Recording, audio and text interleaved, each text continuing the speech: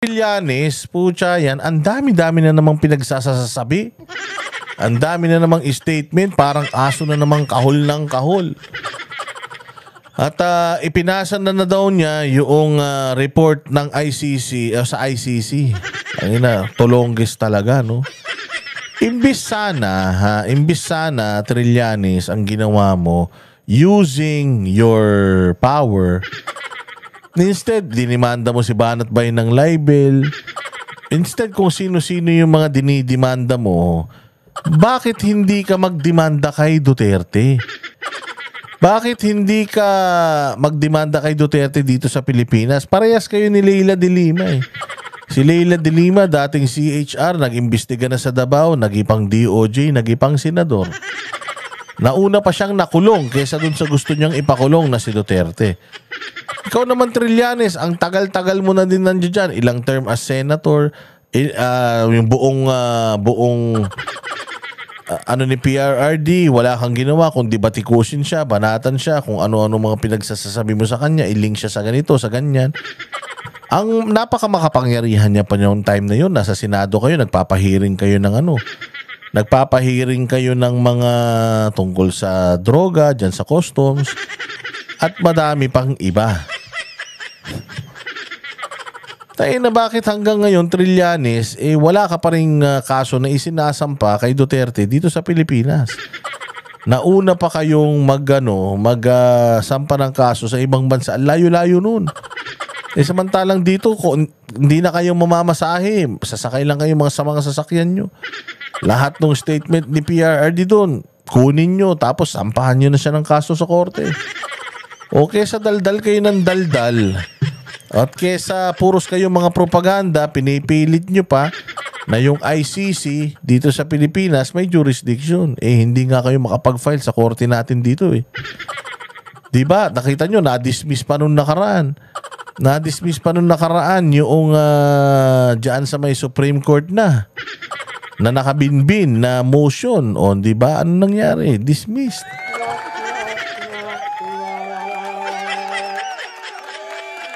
Kaya pakinggan natin, alam mo, ito talaga yung pinakamagandang dapat nating gawin kay Trillanes.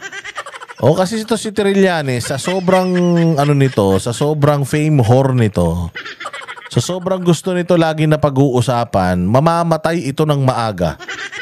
Kapag kinalimutan natin yung pangalan niya, kinalimutan natin yung pagkatao niya, kapag kinalimutan natin siya as a whole.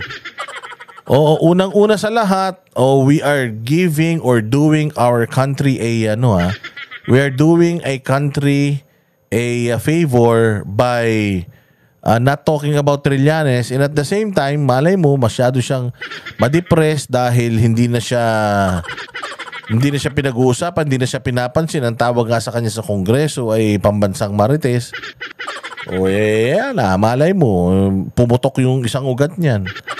Maglaho yan sa bayan, di guminhawa Pilipinas. Nancy Fukumura, good AM. Ingat ka po pagpunta ng Thank you very much, Nancy Fukumura. You're amazing. Ito, pakinggan natin, sasabihin dito ni PRD. Sabi dito ni PRD, wag na nating pag-usapan niyang ulul na yan. Wala nang pumapansin sa gunggong na yan. Kahit nga dyan sa Caloocan, pag nagpupunta yan sa mga iski-iskinita, barangay, mas marami pa yung kasama niya kaysa nakikinig sa kanya.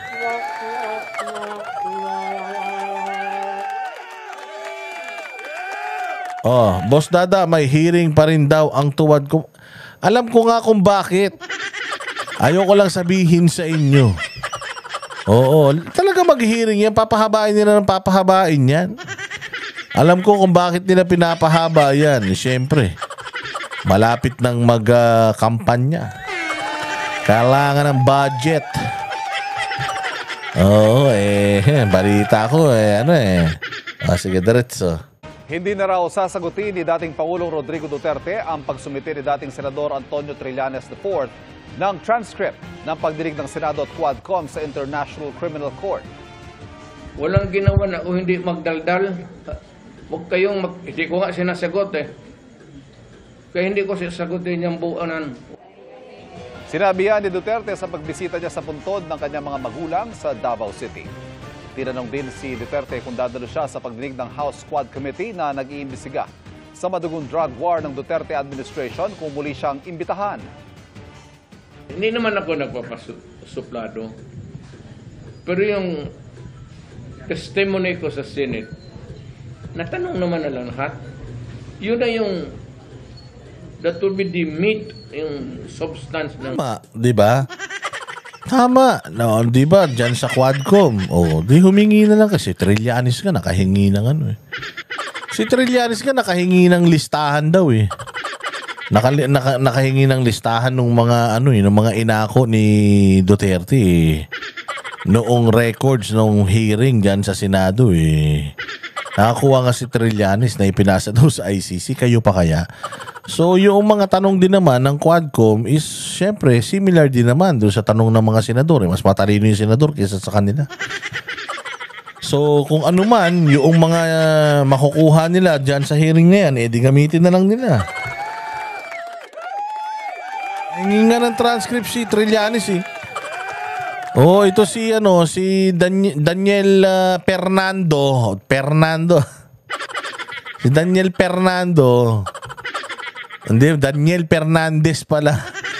Si Dan Fernandez. Oh, humingi ka na lang din ng transcript sa Senado tapos basahin niyo diyan sa Congress.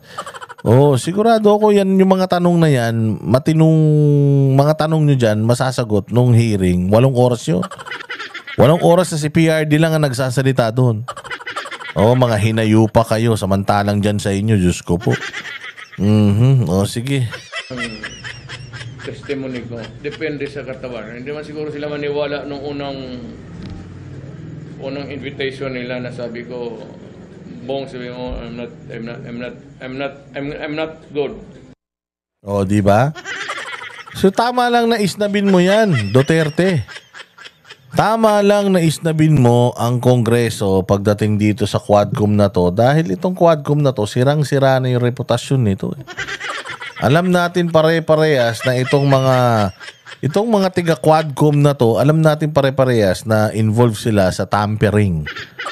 Sa tampering ng mga testigo. Nakita naman natin sa interview, umamin itong si Dan Fernandez na yes, kinausap nga si Grijalde. Tas same goes with Congressman Abante, ganun din. Kinausap din talaga. Kinonfirm pa nga ni Abante na meron talagang 2 lawyer dun sa loob ng kwarto. So tinanong kung ano ba yung pinag-usapan ninyo, bakit ba pinag-usapan lang namin para si Dan Fernandez ang sabi niya, kinuha lang, tiningnan lang namin kung aligned. Anong aligned? Anong ina-align ninyo? Align saan? Nung una nabisto si Kimbo, sabi niya kay Inday Sara, let us stick to the plan. Ang galing ni Inday Sara eh. What do you mean by stick to the plan? Oo, why not stick to the process? Kasi yung proseso, yun ang dapat sinisundan natin, hindi yung plano. So itong mga congressman na to, talagang kulang pa talaga sa experience. Kaya sila laging napupulan. Ito pang isang matinding balita. Nadyan daw sa Kongreso, hayop na yan, itong si Trillanes daw ay nagbibida-bida. Kaya naman pala, puros katarantaduhan na nangyayari sa hearing na yan dahil tarantado yung ninyo, consultant nyo, advisor, kung ano man tawag sa kanya. According sa Net25, which is a channel ng mga kapatid nating Iglesia ni Cristo, kayo daw ay binibigyan ng kumpas ni Tililing. Kaya naman pala parang mga baliw na rin mga to eh.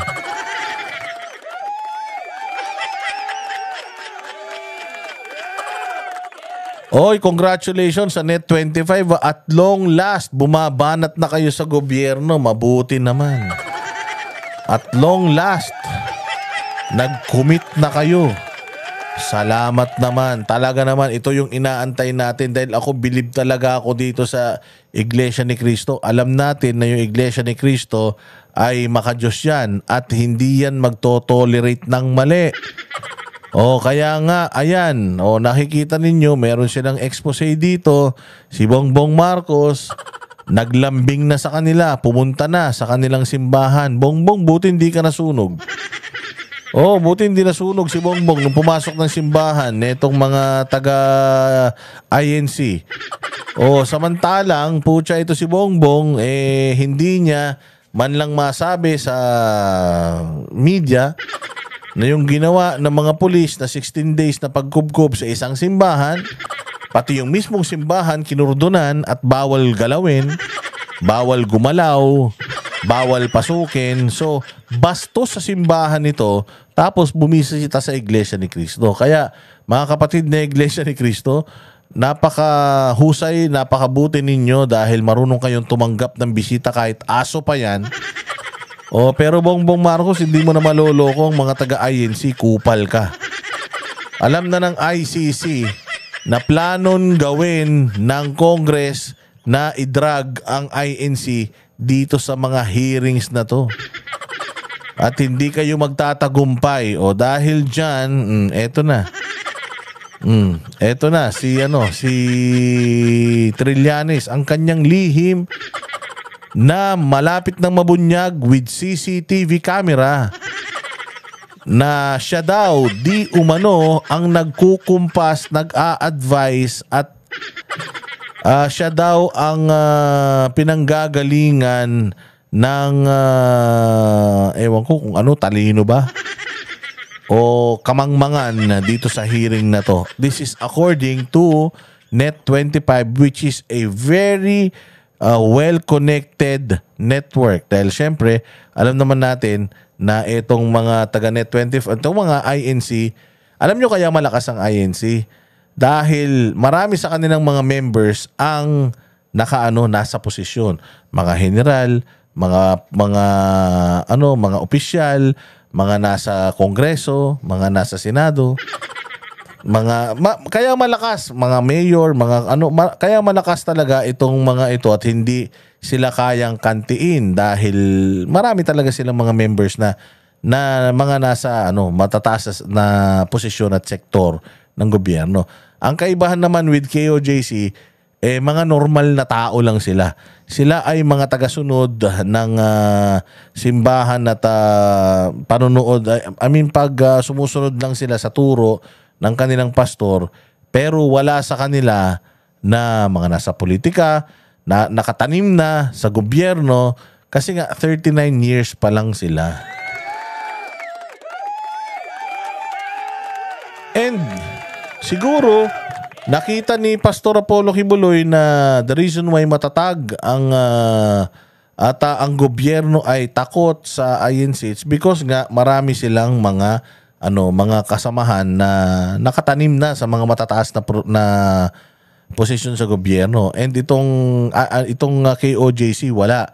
Kaya maganda na itong si Pastor Apollo Kibuloy ipanalo talaga natin sa Senado para makapagsimula na rin etong KOJC na magtanim ng mga tao sa gobyerno na alam nating makakatulong sa atin at hindi magpupolitika.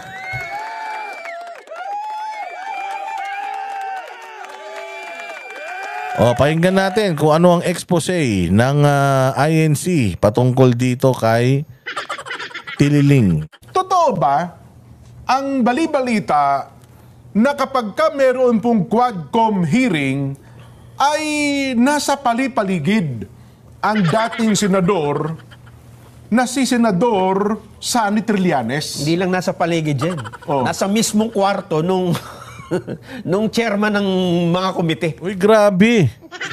Nasa mismong kwarto ni Barbers. Anong ginagawa nila doon? Sila? Sausage party?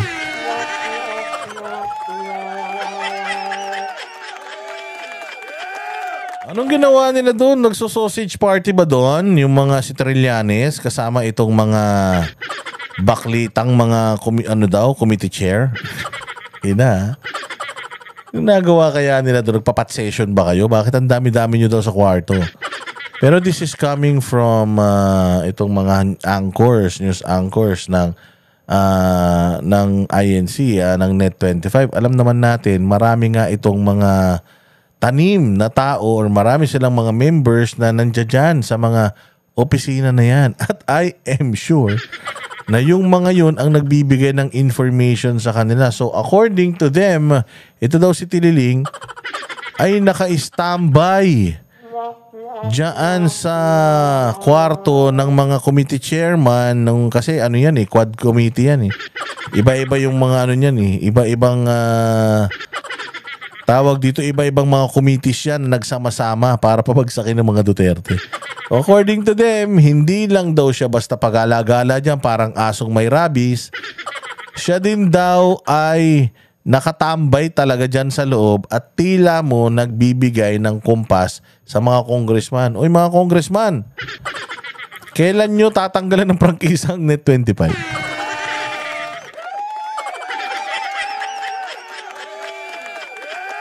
Kailan nyo tatanggalan ng prangkisa to? O sinasabi nila na ikaw daw, Barbers, Abante, Fernandez, kayo daw ay kinukumpasan ni Trillanes. Putya, ang dami-dami nyo naman pakikinggan yung wala pang napatunayan.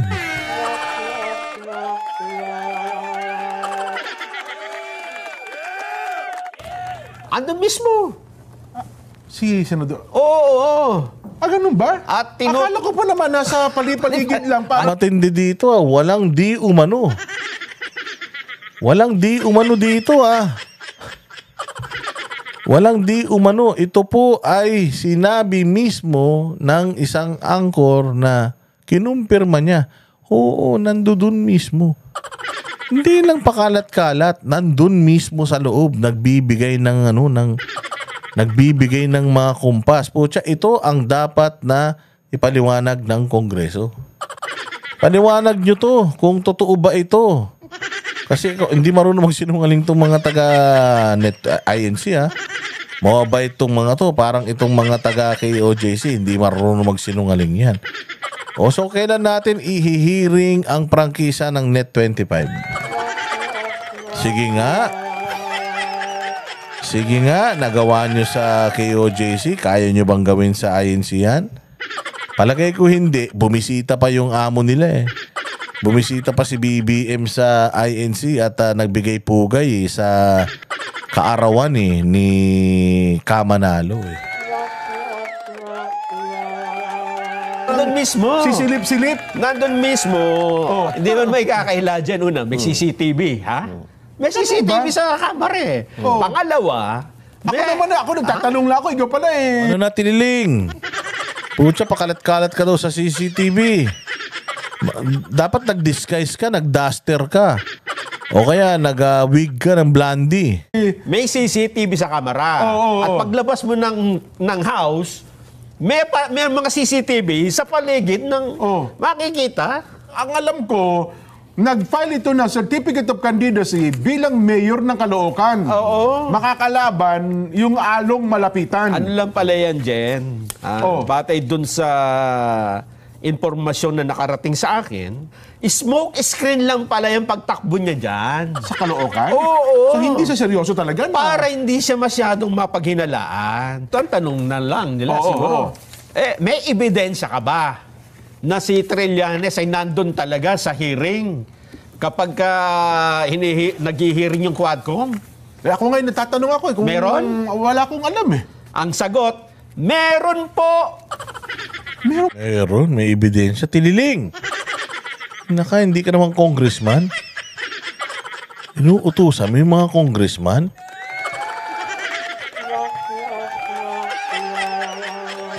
Quadcom, Barbers, Fernandez, Boydila. Ano to? Tayo na, ang dami-dami yung mga iskandalo na nag-unravel.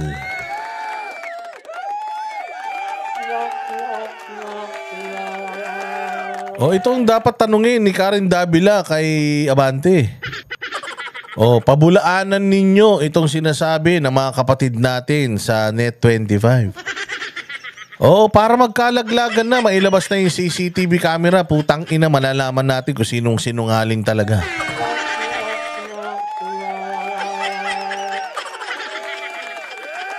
Kasi hinamon natin ng ICC na tuligsain yung mga mali sa pamahalaan. Ito na, ginagawa na ng ICC. Kaya dapat palakpakan natin ang mga kapatid natin sa Net25 dahil at last, naririnig na natin silang talagang kasama na natin sila sa pagrereklamo. So, Tililing, hindi ka pa dito ligtas, ha? Sinasabi nila na wala naman daw talagang kwenta yung pagtakbo mo dahil alam mo naman di ka mananalong kay Along. Malay mo lang makachamba, manalo siya, di ba? Pero hindi naman daw pala nito talaga gustong manalo or wala naman, alam naman niya na hindi siya mananalo talaga sa Caloocan. Kaya ito, ang talagang ano niya is mawala yung tingin ng tao na meron siyang kinalaman dito sa mga panggigipit sa Duterte sa Kamara. According to Net25, si Trillanes daw ay nakikialam sa Kamara and Net25 is challenging Trillanes, Fernandez, si Barbers at saka itong si Congressman Abante. They are challenging you to deny these accusations. They are challenging you to tell the people that Net25 saganang mamamayan is lying. Kaina pagka naggano kayo, sinungaling kayo dito, patay kayo. Huling-huli kayo lahat sa CCTV, putsang ina. Pare-parehas ng mga panty nyo kulay pink. Huli ka, Tililing.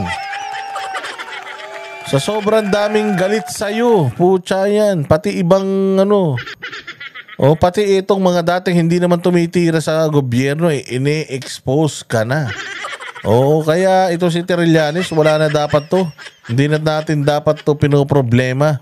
Problemahin niya yung sarili niya kung gusto niya.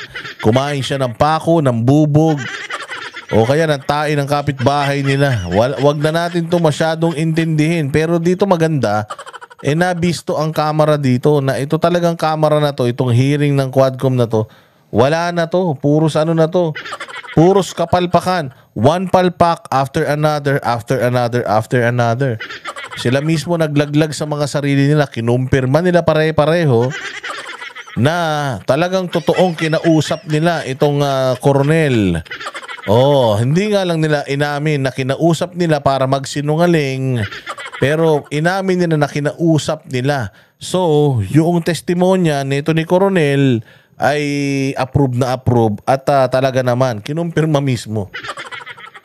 Kinumpirma mismo ng mga taga-kamera yung mismong tao na dahil sa sobrang epal nila, sa sobrang pagpapa-interview, hindi naniniwala doon sa kasabihang less talk, less mistake. Ayun. In-expose nila yung mga sarili nila. Magkaiba sila ni Dan Fernandez tsaka si Abante ng statement. Magkaiba sila ng sinasabi. Pero iisa ang tumbok nila. Kinausap talaga nila, umamin sila. At talagang may abogado doon na dalawa, umamin sila. So, ibig sabihin, totoo yung sinasabi nung koronel na nagsalita dyan sa Senado. At take note, mga bossing, ito daw koronel na to ay kasalukuyan ng tinatrabaho. Kasalukuyan na daw itong mukhang tatanggalin na sa serbisyo. Kaya nga sabi ni Baste Duterte, kung halimbawa mangyari yun, isa daw siya sa mga tutulong para etong si koronel ay magpatuloy. Kumbaga, yung mga mawawala sa kanya, yung mga nawala sa kanya dahil sa kanyang pagmamahal sa bayan at pagsasabi ng totoo, pag-aambag-ambagan para naman may pabaon si sir.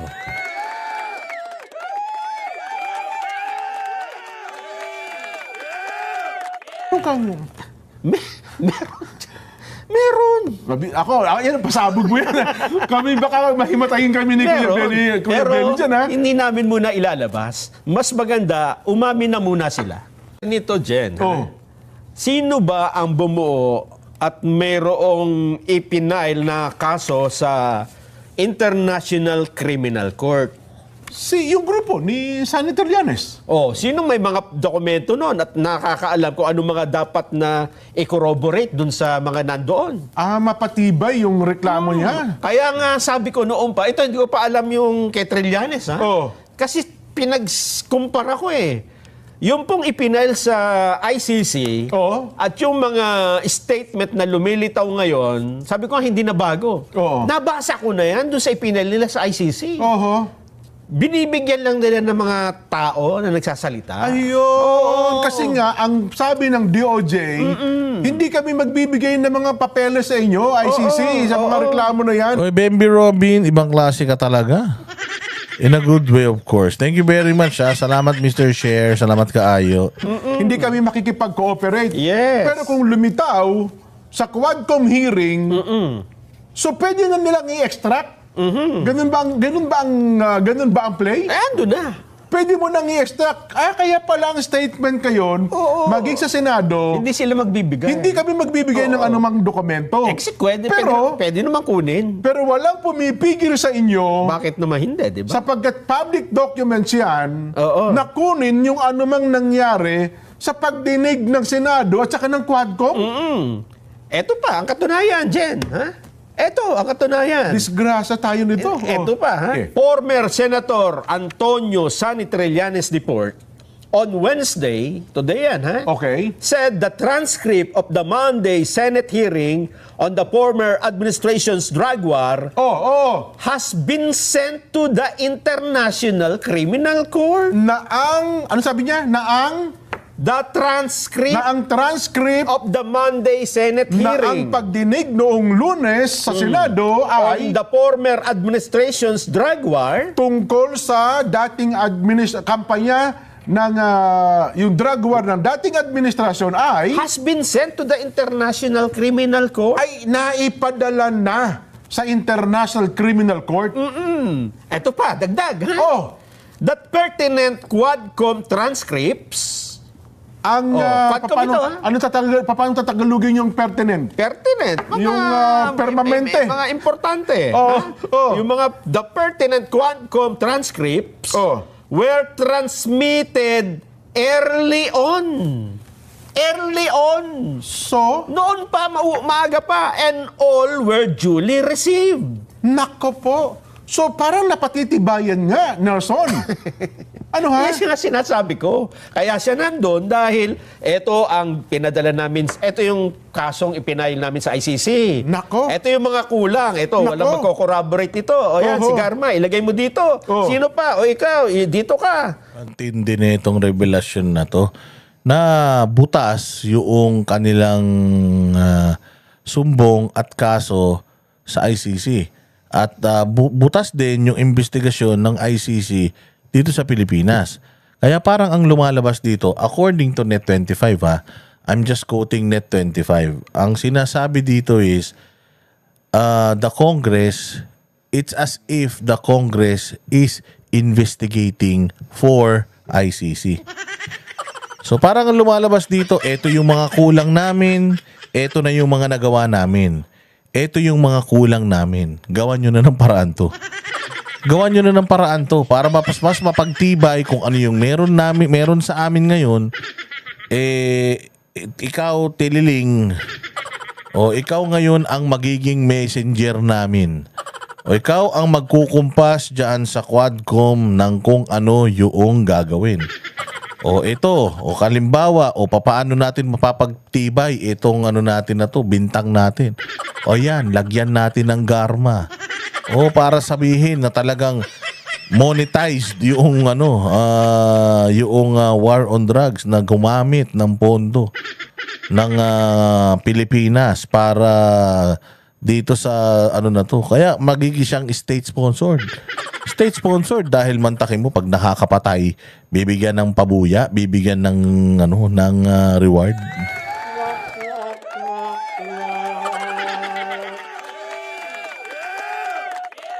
Hindi ba?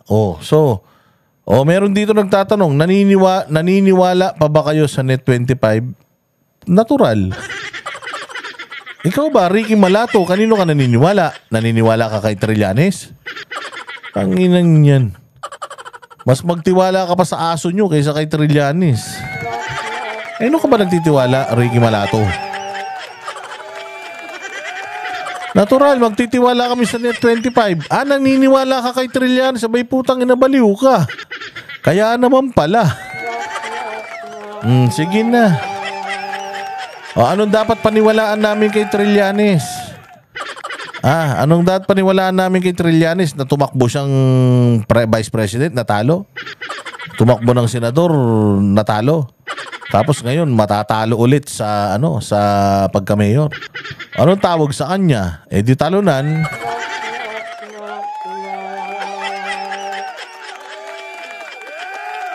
Putang ina.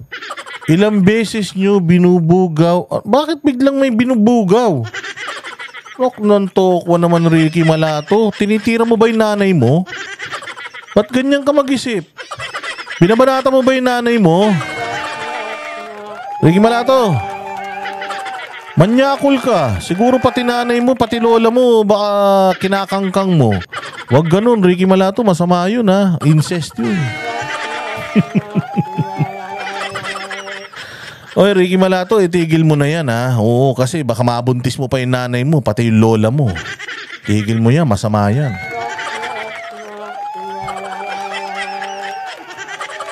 Oy, Ricky Malato, utang ina, baka pati ate mo, pinagsasalsalan mo pa, ha. Masama yan, Ricky Malato, ha.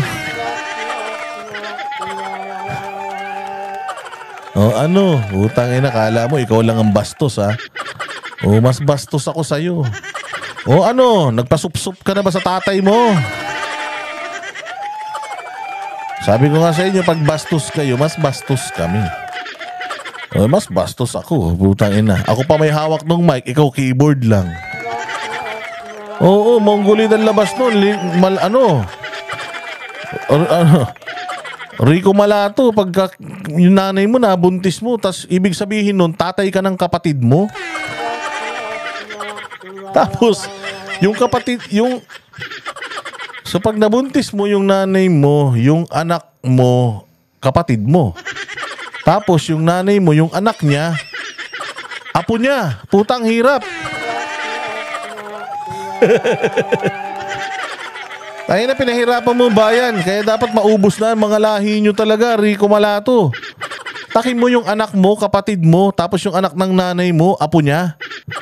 Ang inaanak niya na, apo niya pa. Ang gulo-gulo nyo. Nawala na tuloy. Ay, mga bastos ang puta. Kala mo sila lang marunong mambastos, eh. Oy, hindi na ako nililimited ni YouTube. Pwede ko kayong babuyin araw-araw.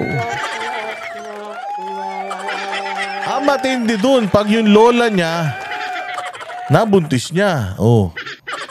Pucha, yung anak niya sa lola niya, pucha, pinsan niya. Ang gulo-gulo niyo. Yan to si Rico Malato. Walang kwentang pucha, kala mo na. Dito, ang mga troll dito, ginagawa namin sisig.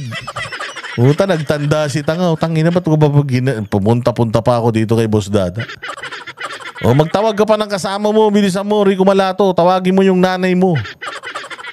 Yung chismosa mong nanay na walang silbi sa buhay. At saka yung tatay mong napakalaki ng pagkakamali dahil pinutok ka na lang sa kumot.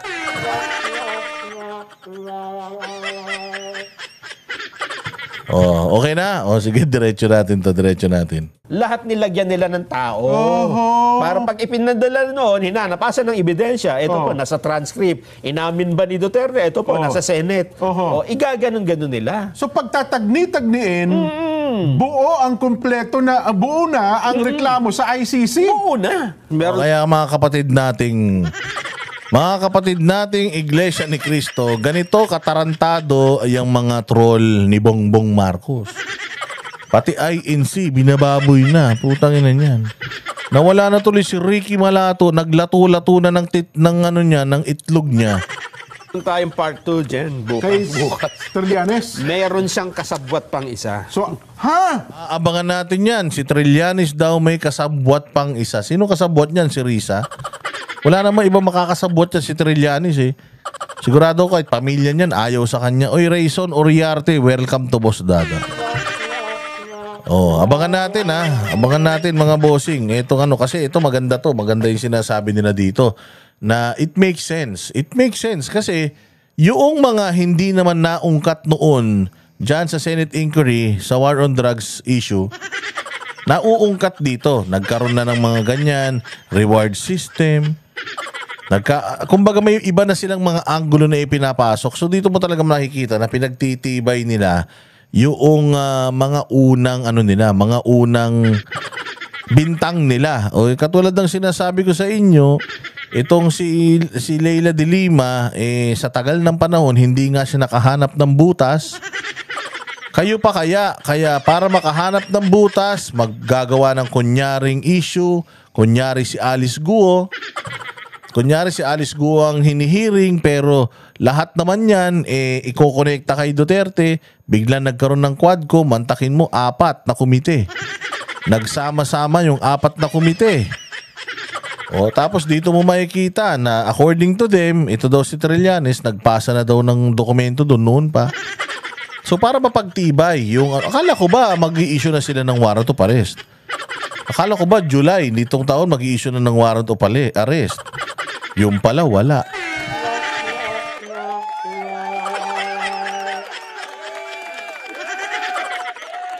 So napakaganda nito. Aabangan natin yung pasabog nitong saganang ano bang pangalan nitong ano na to? Anong pangalan nitong show na to? Saganang bagay? O basta itong show na to. O abangan natin yung susunod pa nilang mga revelations patungkol dito kay Tililing. Oo, pag ito talagang napatunayan natin at nanahimik si Tililing. Matindi yan si Tililing, dito matahimik yan. Basta pwedeng pagkakitaan. Basta pwedeng pagka-exposean, gagawin nung ulagan na yan. Manalo nga lang yan ulit sa sa eleksyon, kakain ng barbed wire yan. Oo, kaya sigurado ako na dapat sumagot siya dito. Hindi totoo sinasabi ng INC. Isinusumpa, saganang atin pala. Isinusumpa ko yung mga taga-INC. Saganang mamamayan. Ano ba talaga? Oy, doble ingat mga banateros, mahaba pa ang laban. Siyempre naman, Lourdes Villaveray.